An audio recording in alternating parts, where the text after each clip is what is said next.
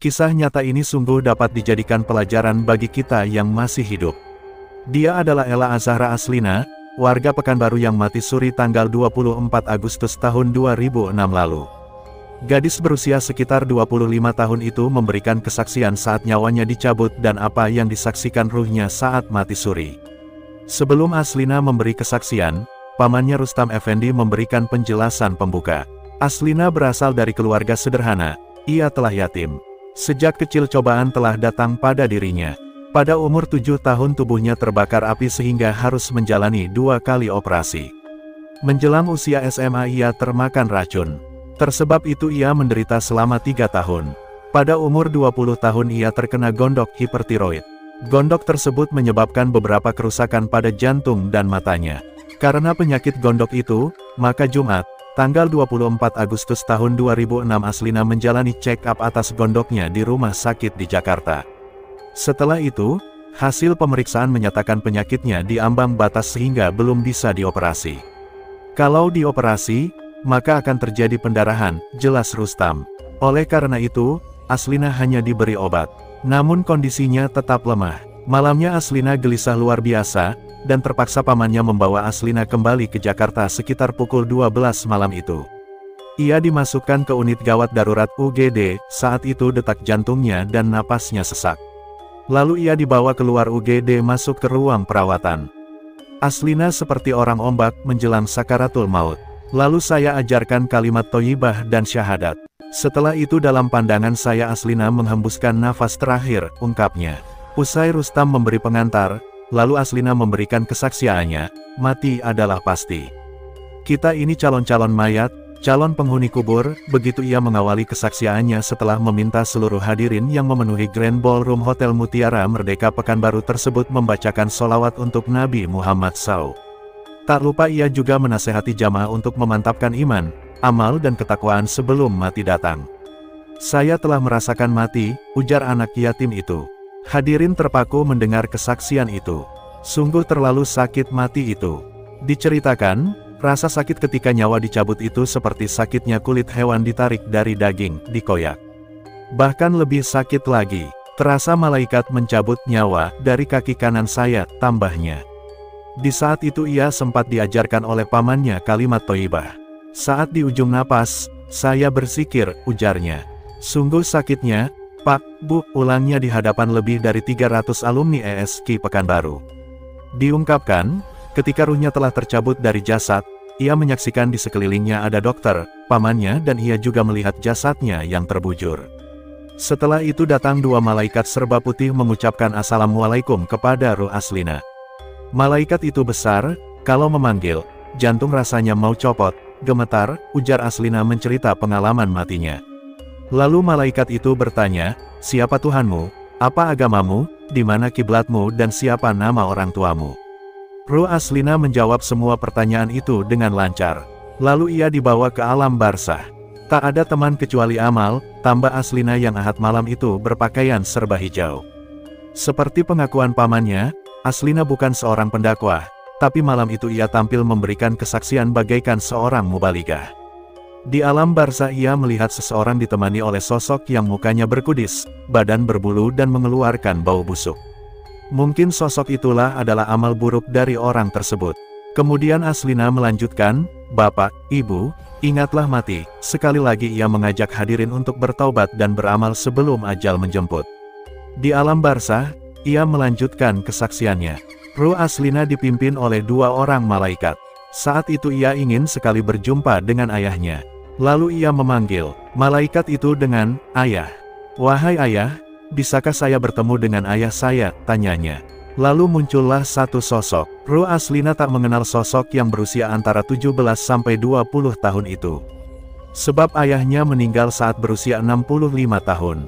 Ternyata memang benar, sosok muda itu adalah ayahnya. Ruh Aslina mengucapkan salam ke ayahnya dan berkata, Wahai ayah, janji saya telah sampai. Mendengar itu, ayah saya menangis. Lalu ayahnya berkata kepada Aslina, pulanglah ke rumah, kasihan adik-adikmu. Tuh Aslina pun menjawab, saya tak bisa pulang, karena janji telah sampai. Usai menceritakan dialog itu, Aslina mengingatkan kembali kepada hadirin bahwa alam barzah dan akhirat itu benar-benar ada. Alam barzah, akhirat, surga dan neraka itu betul ada. Akhirat adalah kekal, ujarnya bak seorang pendakwah. Setelah dialog antara ruh ayahnya dan Aslina, ayahnya tersebut menunduk. Lalu dua malaikat memimpinnya kembali, ia bertemu dengan perempuan yang beramal soleh yang mukanya bercahaya dan wangi. Lalu ruh Aslina dibawa ke kursi yang empuk dan didudukkan di kursi tersebut, di sebelahnya terdapat seorang perempuan yang menutup aurat, wajahnya cantik. Ruh Aslina bertanya kepada perempuan itu, "Siapa kamu?" Lalu perempuan itu menjawab, "Akulah amal kamu." Selanjutnya ia dibawa bersama dua malaikat dan amalnya berjalan menelurusi lorong waktu melihat penderitaan manusia yang disiksa. Di sana ia melihat seorang laki-laki yang memikul besi yang sangat berat, tangannya dirantai ke bahu, pakaiannya koyak-koyak dan baunya menjijikkan. Ruh Aslina bertanya kepada amalnya, "Siapa manusia ini?" Amal Aslina menjawab, orang tersebut ketika hidupnya suka membunuh orang. Lalu dilihatnya orang yang kulit dan dagingnya lepas. Ruh Aslina bertanya lagi ke amalnya tentang orang tersebut. Amalnya mengatakan bahwa manusia tersebut tidak pernah salat. Selanjutnya tampak pula oleh ruh Aslina manusia yang dihujamkan besi ke tubuhnya. Ternyata orang itu adalah manusia yang suka berzina. Tampak juga orang saling bunuh, manusia itu ketika hidup suka bertengkar dan mengancam orang lain.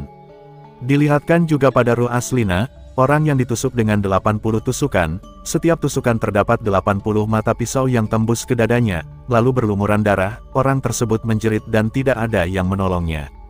Ruh Aslina bertanya pada amalnya, dan dijawab orang tersebut adalah orang juga suka membunuh. Ada pula orang yang dihempaskan ke tanah lalu dibunuh. Orang tersebut adalah anak yang durhaka dan tidak mau memelihara orang tuanya ketika di dunia. Perjalanan menelusuri lorong waktu terus berlanjut. Sampailah ruh Aslina di malam yang gelap, kelam dan sangat pekat sehingga dua malaikat dan amalnya yang ada di sisinya tak tampak. Tiba-tiba muncul suara orang mengucap, "Subhanallah, Alhamdulillah dan Allahu Akbar." Tiba-tiba ada yang mengalungkan sesuatu di lehernya. Kalungan itu ternyata tasbih yang memiliki biji 99 butir. Perjalanan berlanjut. Ia nampak tepak tembaga yang sisi-sisinya mengeluarkan cahaya. Di belakang tepak itu terdapat gambar Ka'bah. Di dalam tepak terdapat batangan emas. Ruh Aslina bertanya pada amalnya tentang tepak itu. Amalnya menjawab tepak tersebut adalah Husnul Khatimah. Husnul Khatimah secara literally berarti akhir yang baik.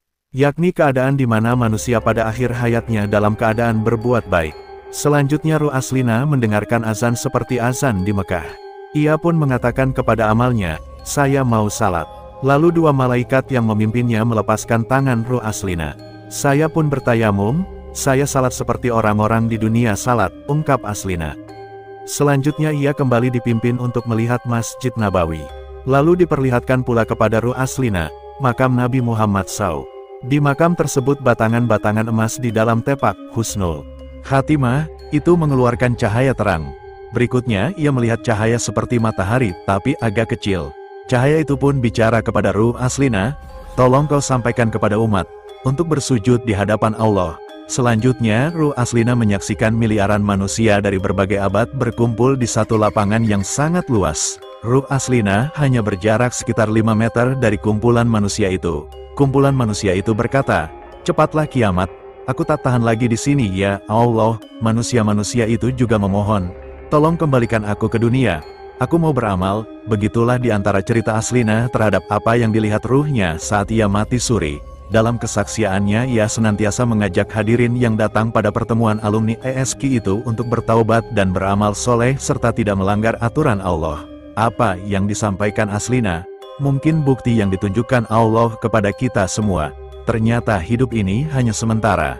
Hanya amal juga hati yang bersihlah yang mampu menuntun kita menuju jalan ke hadapan ilahi.